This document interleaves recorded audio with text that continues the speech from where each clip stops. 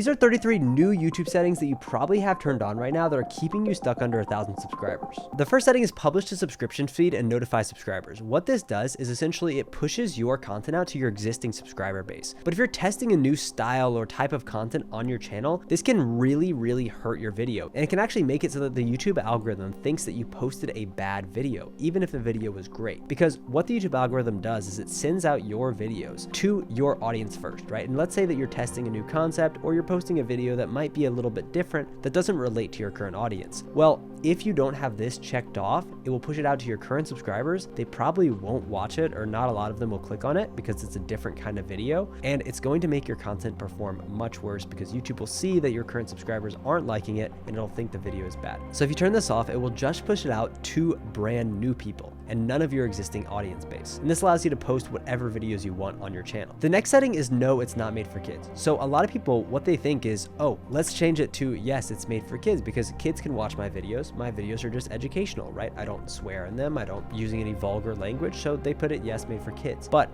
if your content is not just meant for kids, meaning adults can enjoy it too, then you want to click no. Because if this is selected, YouTube will push this video out to only kids, because there's two types of YouTube. There's kids YouTube and then adult YouTube. So you want to make sure that it's going to adult YouTube. The next is age restriction. You never want to restrict your videos over 18, even if they are meant for people over 18. You want to let anyone watch your content, because if you do this, YouTube's going to think that you maybe said something bad in the video and it's going to not push it out to as many people. So always select no, don't restrict my video unless there's like extremely graphic content in the video. The next thing that you're going to want to do is turn off the automatic chapters. Right now, YouTube's AI is just not that good. So what automatic chapters are is YouTube is essentially using AI to go through and try to break up your video into different sections. So it's telling, oh, this section is about this next section is about this. And normally the AI just doesn't do a very good job, so it can lead to just random things being on your video. It obviously looks very messy and people will likely click off. And the next is featured places, because these will essentially target your videos to a local location. So what a featured place is, let's say you go to a famous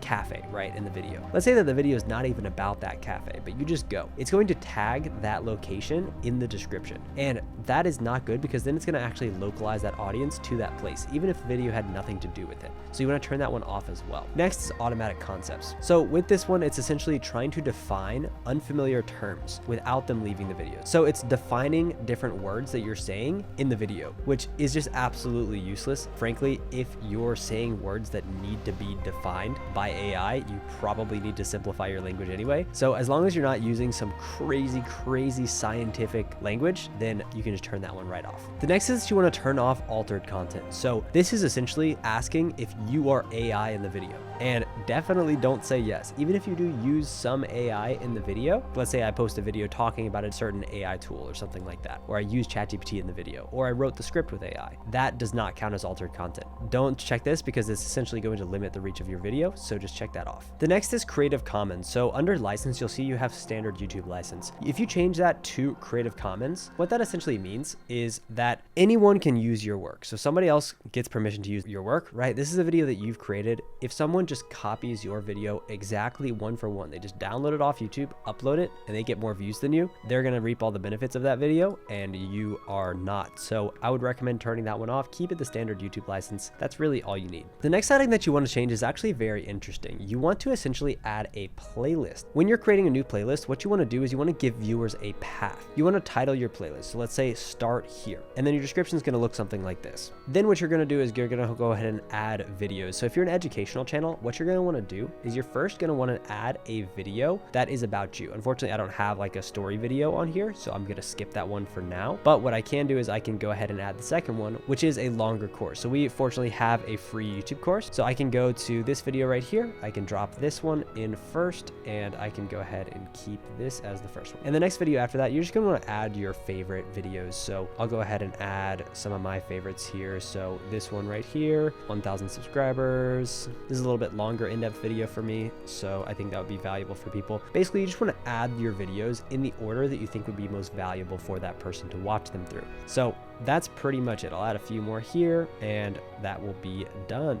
Add one video about storytelling. Okay, baked. So I got like 6 videos here. That's perfect. That's a great order to watch in. So amazing. Let's go back and look through our channel. So on the homepage, what you want to add a trailer here. Usually this is something either that you're selling or something that you're giving away for free. For example, right here, what I have is I go ahead and give away my course for free. That's what I'm giving away for free so people can get access to my completely free course, right? Then I get them to join a school group where they can get access to that course in, right? So we have a full YouTube course and boom, you can get access to this too, completely for free, no strings attached. We have our For You videos. So let's go ahead and edit this right now. So we want to go on our home tab and you want to set the channel trailer to whatever video you want to drive to. Same thing for returning subscribers. The next thing that you want to do, you want to delete this. If you have shorts, you can just remove this section. You don't want those shorts on your channel. There's no point in putting your shorts on the front page. People should find your shorts after they watch your long form videos. So you want to start off with your videos. I'm also going to remove the For You. You don't want YouTube to kind of do any of this. Like you just want to remove all of them. And I can remove this too, remove, and I want to start and add a section and I want to start with that start here. So we're going to do single playlist. Go ahead and drop that. And then you just drop all your videos down there. That's perfect. So that's the best way. Also, if you have different series, let's say you have like a podcast, you can do start here and then you can have podcast. Or let's say you're running a business channel, you could do start here and then you have case studies at the bottom, right? Different clients that you've helped. So that's the simplest and best way to actually do your homepage. The next thing that you're going to want to do is actually go on your channel and you're going to want to put your country of residence wherever you reside, preferably actually wherever you want to target. So for example, I actually don't live in the United States, right? I actually live in Thailand, but I don't really want Thai viewers. No offense, I love Thai people to death, but most of my content is made for people in America. I'm not speaking Thai in my videos, so I want to have United States as my country of residence. And then in the keywords, this is something that a lot of people get wrong. They fill them out with 500 keywords. The only thing that you need is like 1 to 3 keywords that tell YouTube who to send your videos to. If you give YouTube too many tags to send your videos to all these different people, it's going to confuse the algorithm. So I keep it very simple and I just have 1 keyword and YouTube sends my content directly to these people. The next thing that you're going to want to change is your video watermark. So if you go down here and you scroll down to the bottom, you can upload a watermark right here. And what I like to do is I simply like to just keep this very, very simple. So I like to put it as my logo. So I can literally just do it right here. I can drop this logo in here, which is our Amplify Views logo. And now it's going to have this in the corner. And you can leave this in the entire video because it just gives people another option to subscribe. Don't put it at the end of the video, drop it right there. The next setting that you're gonna wanna change is your banner. So this is a very, very important one. You essentially want to change your banner to something that is showing the dream outcome of the people watching your content. So right here, as you can see, I have like the YouTube graph and it's growing over time, right? The people who watch my channel want to grow on YouTube. Then I have the silver play buttons in here, so 100,000 subscribers. And then I have our logo in here right now.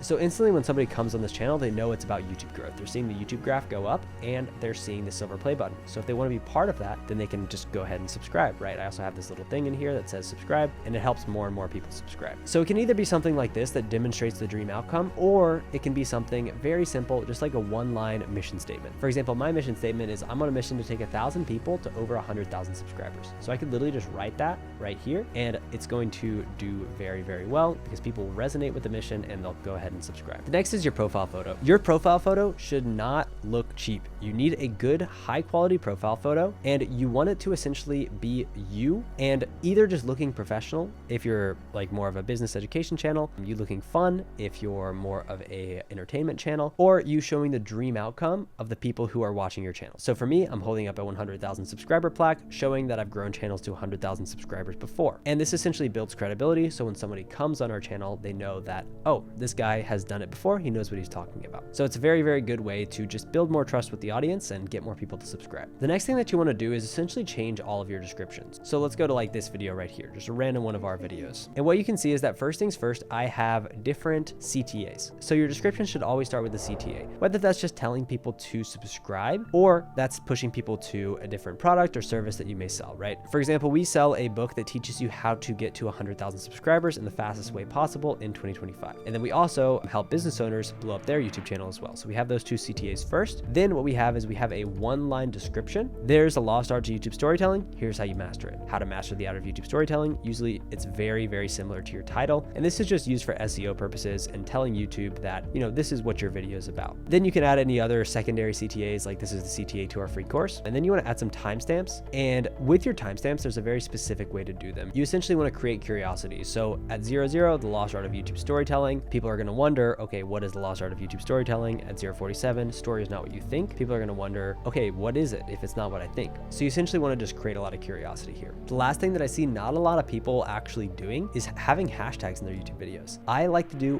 one hashtag YouTube growth. And what that does is it just tells YouTube, hey, send this video out to all the people who are interested in YouTube growth. 1.7 million videos, 339,000 channels. And as you can see, a lot of the videos that are up here on this tag right here have gotten a lot of views. So it's just another way to get extra views on your videos. And I don't see a lot of people doing that. But to save you time, you should use this YouTube setting that I don't see a lot of people taking advantage of. And it's literally just go into settings, go into upload defaults, and drop your description in here. You don't actually need to write it every single time. I have mine completely planned out with all of our CTAs and everything. Then I just write that one line description and then I'm done, right? I drop in the title, video is set as unlisted, and then I have all my channel tags here. And with the actual video tags, it's a bit different than your channel tags. These ones you do want to add more, right? So I almost have the max word count and I just have stuff about how to start on YouTube. Notice it's all kind of about the same thing, but what this is good for is good for SEO. So if somebody searches how to go viral on YouTube, it would help my video come up before other videos, right? Assuming that they don't do that. Map out your tags, think about what are the common things that people search and then drop them in there. The next is just making sure your video is set as unlisted. You don't need to set it public direct from upload. I like to take it from unlisted to public. Not a huge deal, but just a setting that I find very useful. The next one on here under advanced settings is disable interest-based ads. This one you want to keep unchecked because what this does, this allows YouTube to advertise on your videos. And if you check this off, they're not going to run ads, which means that they make way less money and they are much less likely to push your videos out to a million people, right? So always leave this unchecked. Let YouTube make their money. Once you're monetized, you'll be making money from it as well. So there's no need to disable this. It's not going to affect your retention at all, and it's a good setting to leave unchecked. So the next one is don't show potentially inappropriate words, which I just like to leave unchecked. I find the video does better if you just let YouTube do their thing. You don't interfere with it. The next thing is the Google Ads account linking. So this one, you almost never want to do this. This is a huge thing, and a lot of business owners make this mistake. If you're going to run ads on YouTube, you should run ads on a separate YouTube account. Don't run it on your main YouTube account because then YouTube's going to see you're spending money to get views and they're going to think, okay, let's not give this guy views because he's spending a lot of money. We don't want to lose that. So just don't run ads in the beginning. I know it's tempting, but it's better to just take the time, learn how to grow organically. And the next setting is actually clips. Allow viewers to clip my content. This is actually very good because what it allows people to do is essentially make short form content of your content. And it essentially just allows you to get way more views without doing any extra work because people are able to make your content themselves and take your content and clip it up and share it with more people, right? Which is an amazing thing. The next thing that you want to do when you're uploading a video, you want to essentially make sure that your category is set to the proper thing. So whether you're making entertainment content or educational content, you're going to want to set that. Those are really the two that I find are the most applicable. You don't really want to do any of the other ones because there's just not a lot of like search traffic on these other ones, like except for gaming. If you're doing a gaming channel, that's going to be good. But other than that, like autos and vehicles, realistically, if you're making a video about how to fix a car, make it education. It's going to get more views and it's going to perform better. The next thing is under all of these things, I really just leave them blank. You don't really need to do anything here. Just let YouTube figure it out. Their algorithm is one of the most advanced in the world and they know who to send it to. So you don't need to try to force them to send it to someone who, you know, they might find a better audience than you can, to where they'll probably find a better audience than you can. The best time to actually upload your content, and you can actually see this right here from our video that's about to go live right now, it's scheduled to go live at 10:45 p.m., which actually I'm in Thailand, so I'm flipped 12 hours with CST. So this is 12:45 a.m. Eastern time. And with that, I always like to post on either a 15-minute interval or a 45-minute interval. So either 10:15 a.m., 10:45 a.m., 11:15, 11:45, etc., etc. Usually I find posting in the morning works the best, so that's what I typically try to do. But you want to do it on a 15-minute interval. And the reason why is because how YouTube works is when you post a video, they'll send it and they'll compare it to all the other similar videos that were posted at the exact same time. time as yours. And if yours has better CTR, better AVD, better metrics and analytics overall, then they're going to push that video out compared to the other ones, which they will cut. They'll stop them from going viral. If you're posting at a 15-minute interval, less people are posting at that time, which means that you have less competition on your video, which means that you can technically get away with having a little bit less good CTR, a little bit less good AVD, and still have the video perform very well. So it just gives it a little bit of boost. The same amount of people watch YouTube at 10 versus 10:45. There's no difference. So better to post on a 15-minute interval. And the next thing that you're gonna wanna do when you're uploading a short is add a related video. So whenever you have a short, the goal of your short form should be to drive back to a long form video. So I could drive it back to this one, right? How I made $503,000 in a year from YouTube, right? What you can do is essentially drive every single short form piece of content back to your long form. And that's gonna get you more subscribers. It's gonna get you more of the right subscribers as well. Not just short form subscribers. You want long form subscribers